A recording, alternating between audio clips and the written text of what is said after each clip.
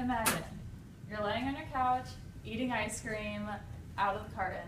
You could be doing this because it's the weekend, or you just ended a close relationship, whether it was a friendship, or your boyfriend and girlfriend, or a divorce. My parents were never married, but my dad was married. My dad is currently married, but he and his wife divorced once and remarried. Divorce has become a very social norm in our society. Maybe some of you have experienced a divorce, whether it was yourself or someone close to you. Divorce has become a widespread epidemic here in the United States. There are several factors that lead to divorce, and when people divorce and remarry, it can create half-siblings and step-families. So, according to Holfer, quoted in Deborah Carr's Encyclopedia of Life Course and Human Development, youthful marriage, low educational levels, low income, not having a religious affiliation, parents who are divorced, and having children before they're married are increased factors that are associated with divorce. When partners do not have the same end goals, it also increases their divorce. And then when one partner can increase the divorce chance if they have alcohol abuse, domestic violence, infidelity, or if one makes more money than the other. There was a survey conducted on what is the ideal age for marriage, but the data became inconclusive. But they found out that marriage usually ends within the first 5 to 10 years if it's not working out. According to the Huffington Post, author Rachel Reed, survey conducted by the Human Community Survey, where you live may say something about your marital happiness and your likelihood to divorce. So here's a map. These are the 10 most likely cities that lead to divorce. The cities are usually really busy cities. It's usually busy lifestyles, and partners don't really have time for each other, which usually leads to this. As you can see, 4 of them are in Florida, which is quite ironic.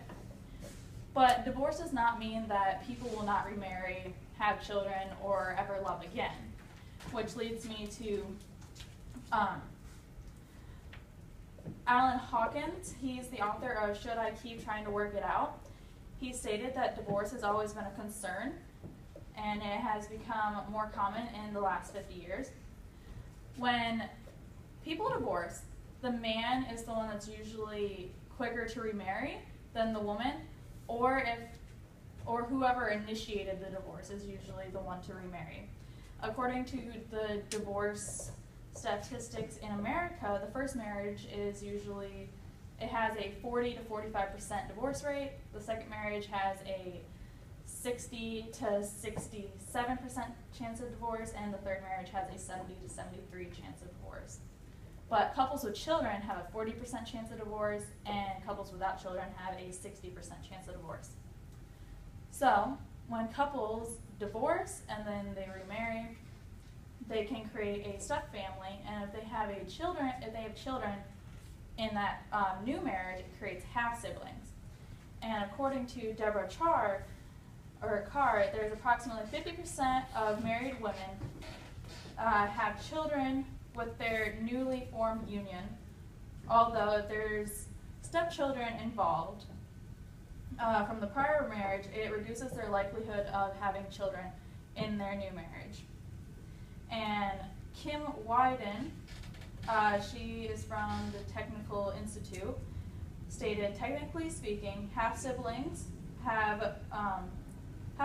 with the same mom will share a bit more genetic information than half-siblings with the same dad.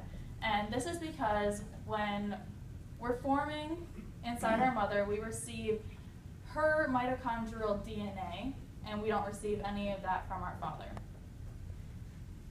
So, in conclusion, divorce is a social norm in the recent decades, and despite all the physical and emotional challenges that are associated with divorce, many people tend to cope with it in their own way, and they usually tend to be happier in a new marriage if they do decide to go that route.